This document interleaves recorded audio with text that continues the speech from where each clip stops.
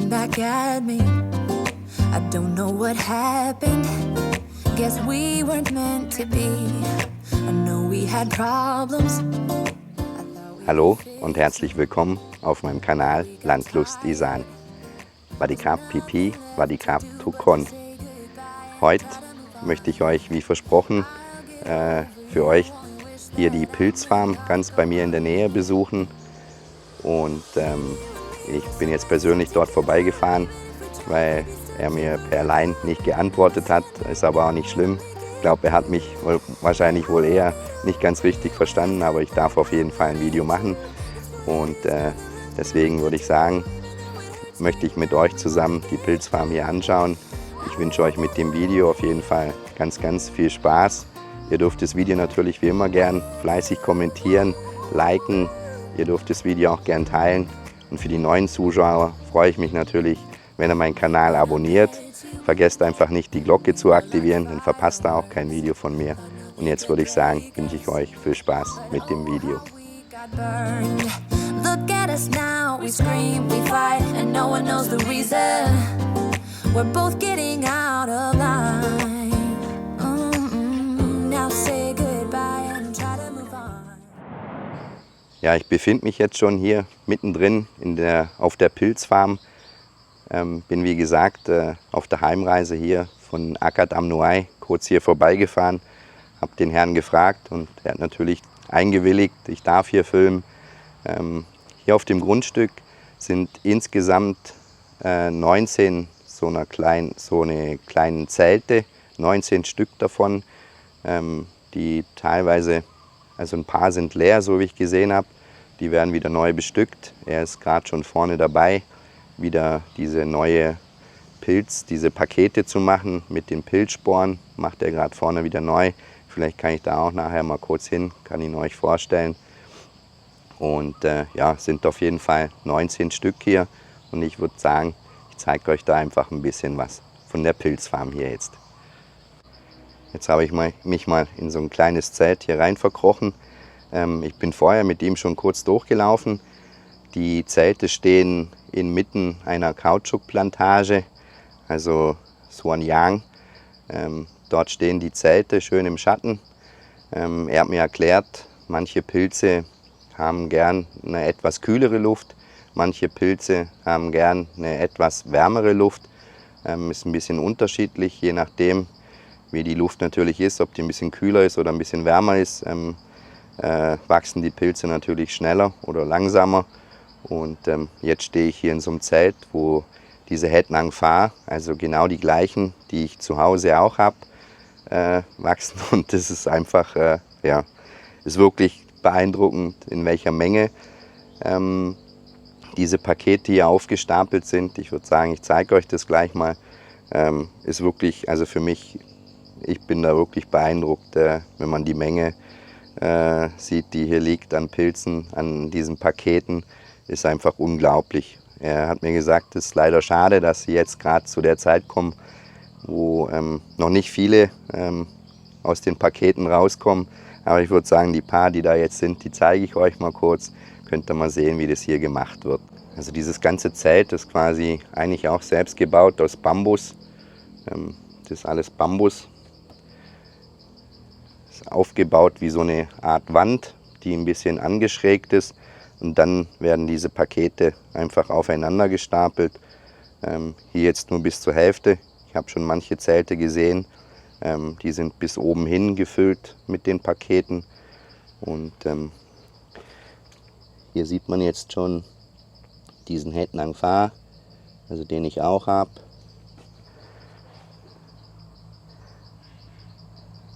Ein paar Pakete kommen die Pilze schon raus.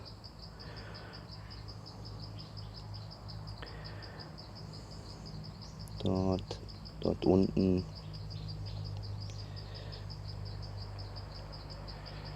Das Ganze wird dann abgedeckt mit so Planen. Also er hat doch dunkle Planen. Ich nehme an, das hat sicherlich auch eine Bedeutung. Es ist einfach unglaublich, wenn man allein hier sieht, ich meine, das Zelt ist nur zur Hälfte gefüllt, aber wenn man die Menge sieht, dort drüben sind dann auch noch mal welche. Es ist wirklich unglaublich.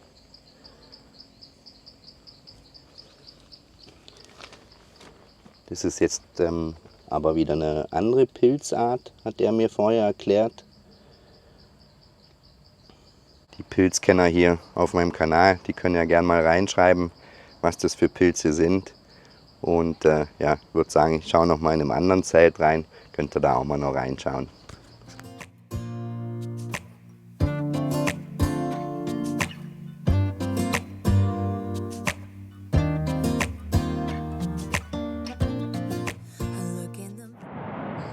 Jetzt stehe ich hier beim nächsten Zelt und da würde ich auch mal noch kurz reingehen. Könnt ihr da auch mal kurz schauen, wie das da aussieht. Das Video wird sicherlich ein bisschen kürzeres Video geben. Ich wollte euch einfach nicht vorenthalten und wollte euch einfach die Pilzfarm mal zeigen jetzt. Und ich würde sagen, ich gehe mal in das Zelt auch noch schnell rein. Da seht ihr jetzt die nächste Pilzart, die da kommt.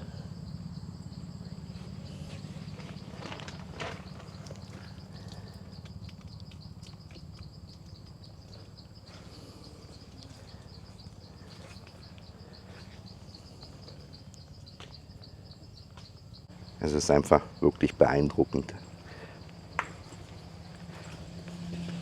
Au, war die Krab? ไปเติมบ้านเดียว Krab.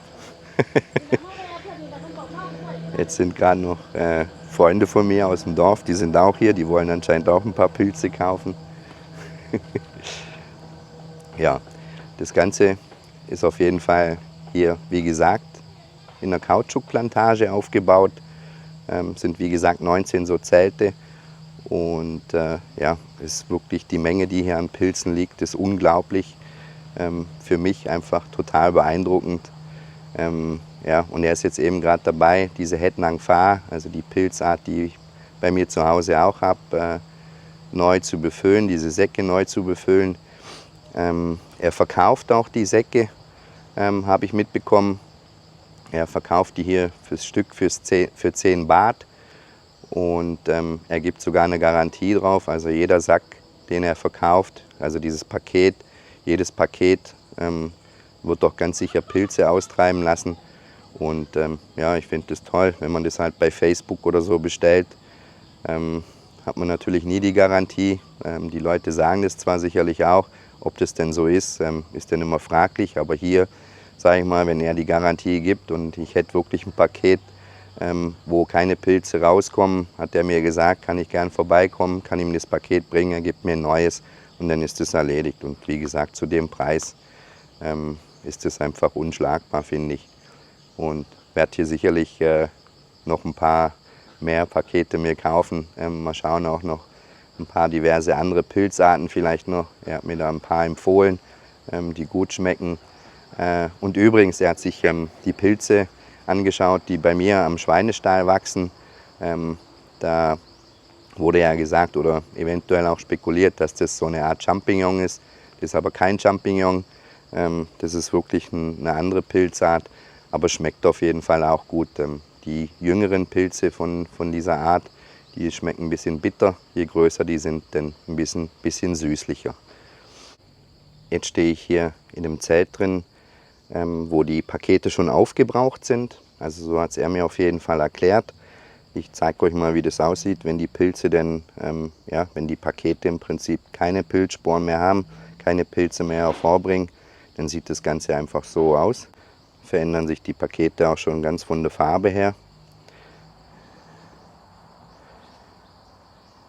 Also die sind fertig, hat er mir gesagt. Die wird er jetzt alle wieder nach außen bringen. Er hat mir gesagt, die Plastiktüten werden dann alle entfernt und das alte Gemisch, was in den Paketen ist, das wird gesammelt. Das wird teilweise, so wie er mir das gesagt hat, auch verkauft oder er benutzt es auch selber. Das wird im Prinzip einfach hier als Dünger weiter benutzt. Also ich finde das eine gute Sache. Da wird nichts weggeschmissen. Er hat mir gesagt, das ist ein sehr guter Dünger. Die Leute benutzen das hier, um den Reis zu düngen. Und ja, also ich finde das eine gute Sache. Dass da, klar, es fällt sicherlich Müll an von den Plastiksäcken, aber der Rest wird einfach weiterverarbeitet und wieder in das Ökosystem eingefügt. Ich finde das super. Und ja, so macht er das hier. Und er hat mir gesagt, das wird wahrscheinlich in 3-4 Tagen, wird dann hier wieder mit neuen Paketen befüllt. Und dann kommen natürlich die nächsten Pilze dann wieder. Now say goodbye and try to move on. I'll get over you, only wish that I knew how to go on.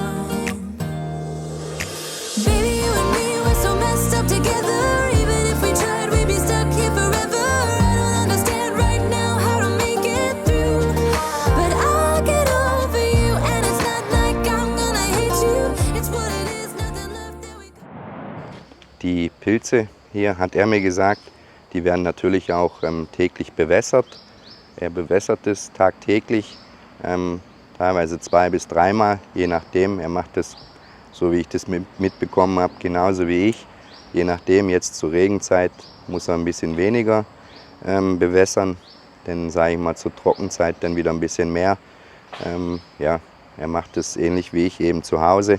Ich mache das zu Hause, sage ich mal, wenn kein Regen, wenn es nicht geregnet hat, mache ich das teilweise 2- bis 3-mal am Tag.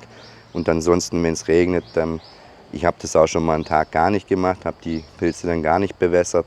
Das funktioniert auch, aber ja, man sollte sie zumindest einmal am Tag zumindest bewässern. Denn jetzt stehe ich hier nochmal in einem anderen Zelt drin, auch wieder eine andere Pilzart, die hier wächst. Da kommen schon ein paar mehr, so wie ich das sehe. Er hat mir dann auch hier erklärt, die Tüten, die haben nicht diesen kleinen Auslass. Da wird im Prinzip der ganze vordere Teil von dem Paket aufgemacht und die Pilze kommen dann einfach an dem ganzen Bereich vorne raus.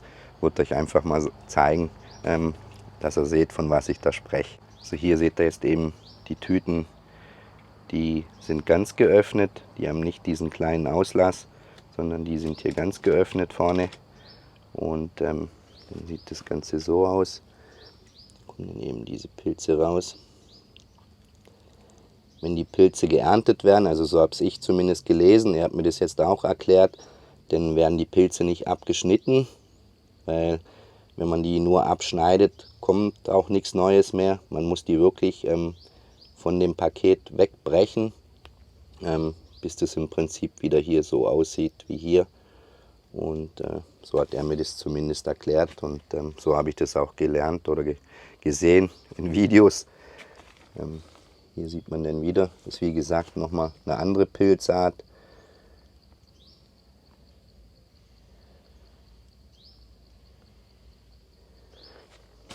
Hier drin merke ich jetzt gerade, ist auch ein ganz anderes Klima. Mir läuft der Schweiß schon einfach so runter. Das ist irgendwie hier extrem viel wärmer als in den anderen Zelten. Und ja, also ich, wie gesagt, bin da wirklich total beeindruckt von der Farm. Wenn man bedenkt, was für eine Menge an Pilzen hier stehen, ist wirklich verrückt. Aber klar, er verkauft es natürlich auch. Ich habe auch mitbekommen, die Leute fahren direkt zu ihm. Also er muss ihn nachher mal fragen, ob er die auch verschickt oder irgendwo auf dem Markt verkauft. Aber die Leute kommen zu ihm eben. Habt ihr vorher mitbekommen, Freunde von mir waren auch hier, wollten auch Pilze kaufen. Die Pilze, die sie gerade haben wollten, die sind leer, hat er mir gesagt. Er ist jetzt eben gerade alles am neu befüllen.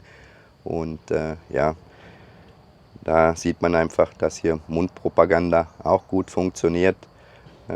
Er kann sich über Kundschaft nicht beklagen. Er hat genug Kundschaft, sagt er mir, und kann davon eigentlich auch ganz gut leben.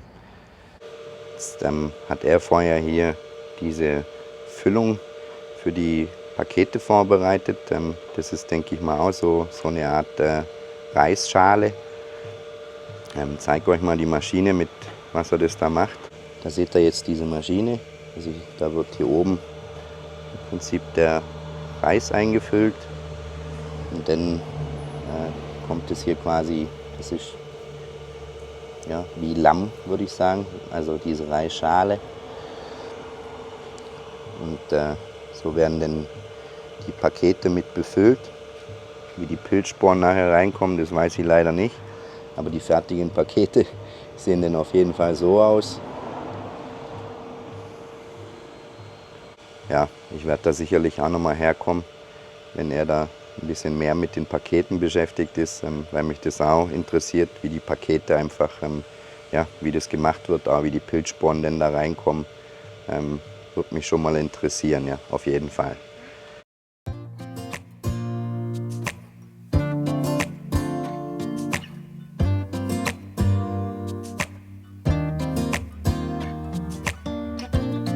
I look in the mirror, who's looking back at me? I don't know what happened. Ja, ich habe mich jetzt gerade noch mal bei ihm erkundigt. Ich hätte gern zusammen mit ihm schnell was gedreht, aber er ist wirklich gerade viel am Arbeiten, möchte jetzt auch nicht großartig stören. Er hat mir auf jeden Fall gesagt, er verkauft noch nicht online, weil er der Meinung ist, es sind noch zu wenig Pilze da dafür, dass er das online verkaufen könnte. Ja, für mich ist die Menge trotzdem beeindruckend, aber er sagt, er müsste viel mehr haben, dass er das auch online verschicken könnte. Auch die Pakete, die er dort macht. Er hat mir auch gesagt, die Pilzsporen, die macht er nicht selber, die bestellt er auch. Hier in Saco-Nacorn lässt er sich die Pilzsporen kommen. Die werden angeliefert in so kleine, ja, was wird das sein, 200-300 Milliliter, wie so eine Art Wasserflasche. Dort sind die Pilzsporen drin. Mit einer so einer Flasche kann er selber anscheinend 40 so Pakete herstellen. Und er konnte mir jetzt aber auch nicht den Preis genau sagen von diesen Pilzsporen, weil er das natürlich in ganz anderen Mengen kauft. Ja, und er sagt, er ist jetzt gerade dabei. Er wird sicherlich die nächste Zeit wieder ungefähr 10.000 so Pakete herstellen. Und darum ist er jetzt da auch gerade am Vorbereiten. Und ja, ich finde es, wenn man die Menge hört, einfach unglaublich. Aber ja, also wie gesagt, online verkauft er das noch nicht. Er sagt, wenn er wieder Pilze hat, also in größerer Menge wieder hat, dann baut er vorne bei sich am Haus einen kleinen Stand auf, wo er dort verkauft. Und eben die Leute kommen hierher, kaufen bei ihm die Pilze direkt hier vor Ort.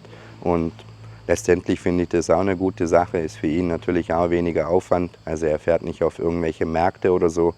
Er sagt, das funktioniert eigentlich so ganz gut. Aber er ist trotzdem noch am Überlegen, ob er das übers Internet nicht auch noch ausbauen soll. Ja.